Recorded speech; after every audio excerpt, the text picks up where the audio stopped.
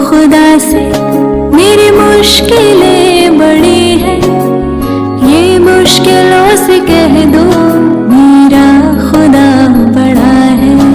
आती है आंधियाँ तो कर उनका खैर मकदम, आती है आंधियाँ तो कर उनका खैर मकदम, तूफान से ही तो लड़ने खुदा ने तुझे गढ़ा है।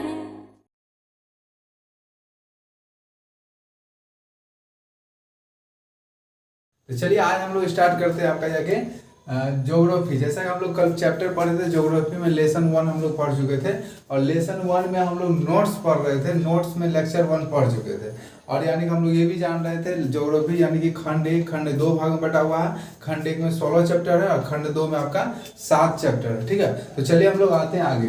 तो इसके पहले हम नोट्स पढ़ चुके थे, आपको पता है विषय सामाजिक विज्ञान हो गया, उप विषय भूगोल हो गया, क्लास 11 का पढ़ रहे हैं हम लोग। ठीक है, तो भूगोल एक विषय के रूप में आपका यानी कि जो चैप्टर है 1 है और यानी कि लेक्चर आपका 2 होगा क्योंकि लेक्चर 1 कल हो चुका था।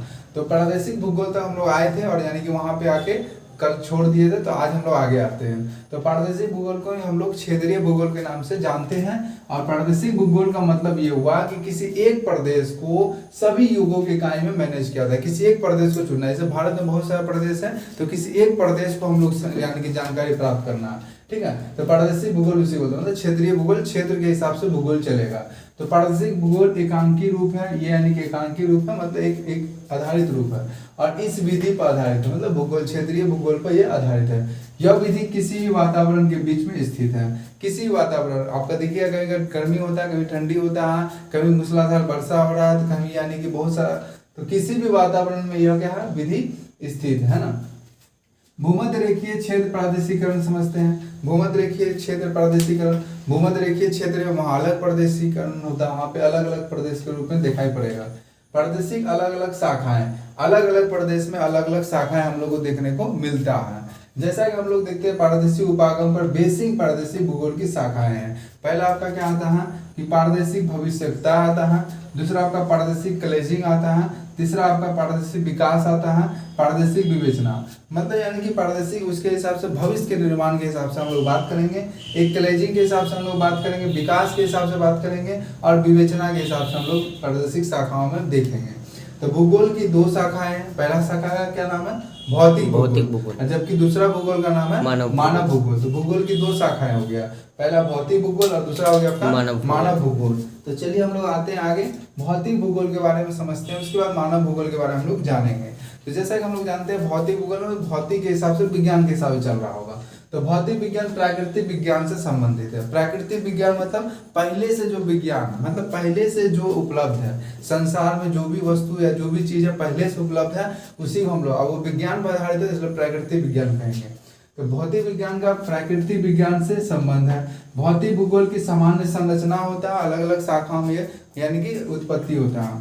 भूगोल की सभी शाखाएं का मान बात करें तो भूगोल यानी कि नागरिकता भूगोल, सामाजिक भूगोल, राजनीतिक भूगोल, आदिवास मतलब आदिवास से प्रभावित होने वाली भाषाएं, जैसे इसकी विशेषताएं। जैसा हम लोग यहाँ पे देख ही रहे हैं भौतिक भूगोल, तो भौतिक भूगोल वाले क्या पढ़े, ये प्राकृतिक विज्ञान से क्या संबंधित है, क्योंकि प्रादेशिक यानी भूगोल की 2 शाखाएं हैं, पहला भौतिक भूगोल, दूसरा मानव भूगोल। भौतिक मतलब साइंस विज्ञान, विज्ञान से रिलेटेड इसे बात चलेगा।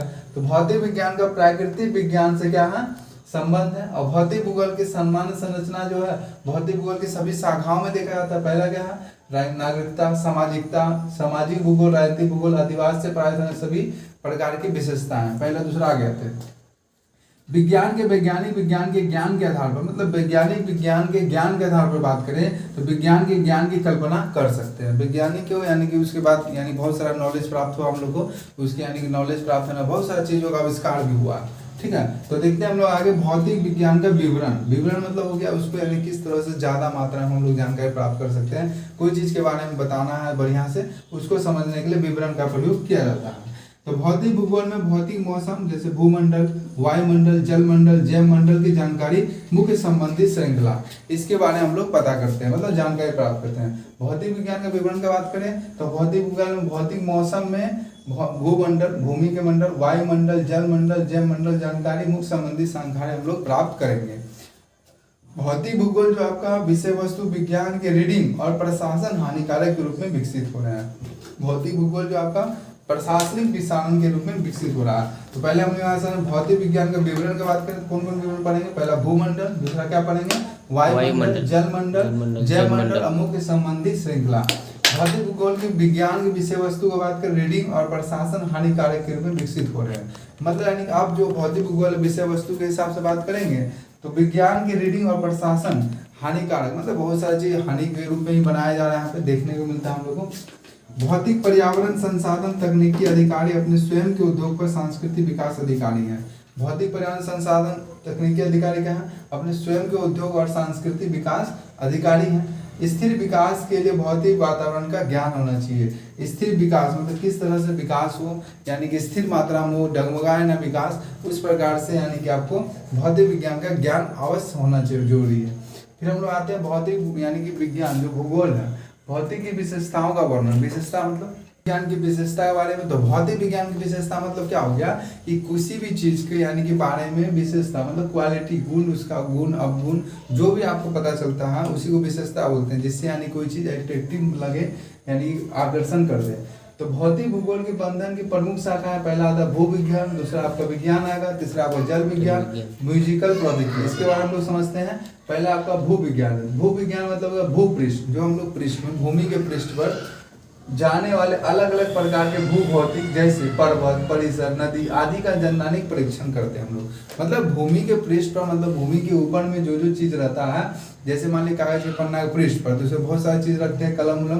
तो उसी प्रकार भू भौतिक जैसे क्या हो, पर्वत है, भूमि के ऊपर क्या है, पर्वत है, फिर क्या है, परिसर है, फिर क्या है, नदी है, फिर आदि वैज्ञानिक परीक्षण, मतलब इसके बारे में जानने हम लोग प्राप्त करते हैं। विज्ञान में देखेंगे तो उष्मा है, वायुदाब है, पवन है आदि विज्ञान का मुख्य घटक है, मतलब इसके बारे में हम लोग जानकारी प्राप्त करेंगे। जल विज्ञान में बात करें तो जलवाष्प है, जिस प्रकार से जल यानी कि वाष्प के रूप में क्या होता है, सूर्य कोई भी चीज को वाष्प के रूप में क्या होता है यानी कि कर लेता है अपनी ओर। मानव जीवन में जल प्रकृति का है, जलवाष्प मानव जीवन में क्या है, जल प्रकृति, मतलब यानी कि मानव इसको यानी कि मानव प्रकृति के रूप में मतलब हो गया कि पहले से बना हुआ है। जैसे मान लीजिए जलवाष्प मतलब सूर्य कोई भी जल को अवशोषित कर लेता है, पहले से बना हुआ, उसको हम लोग नहीं बना पाए हैं। म्यूजिकल प्रौद्योगिकी के बारे में बात करें तो फिल्म के निर्माण की प्रकृति के प्रकार, उत्पादन के स्तर का प्रबंधन किया जाता है। फिल्म के निर्माण की प्रकृति के प्रकार, कोई भी फिल्म बनता है, फिल्म प्रकृति का लगता है कि प्रकृति के हिसाब से बनाया जाए, तो अधिकांश फिल्म प्रकृति के नियम के अनुसार चलते हैं। देखिए बहुत सारा फिल्म का खेत खलिहान को दिखाया जाता है ना, तो बहुत सारा फिल्म को यानी आकर्षण बनाने के लिए बहुत सारा अच्छा पर्वत या शाखाओं का यूज किया जाता है, जिससे यानी कि पहाड़ वहाड़ का, तो फिर प्रकृति के प्रकार के रूप में चलना जा रहा है। उत्पादन का स्तर का प्रबंधन करते हैं, प्रबंधन किया जाता है मतलब उसको किस प्रकार से एकजुट करके उसको अच्छा रोल निभाया जाए, उसके हिसाब से हम लोग चलते हैं। तो ठीक है, हम लोग आज क्या पढ़े, हम लोग पढ़े आपका जाके कि यानी कि प्रादेशिक भूगोल के बारे में, फिर पढ़े भूगोल की 2 शाखाएं होती है, फिर हम लोग भौतिक भूगोल के बारे में पढ़े और भौतिक विज्ञान का विवरण के बारे में पढ़े, और हम लोग लास्ट में पढ़े भौतिक की विशेषताओं का वर्णन। इसके बाद हम लोग मानव भूगोल के बारे में पढ़े अगले चैप्टर में। तो धन्यवाद आज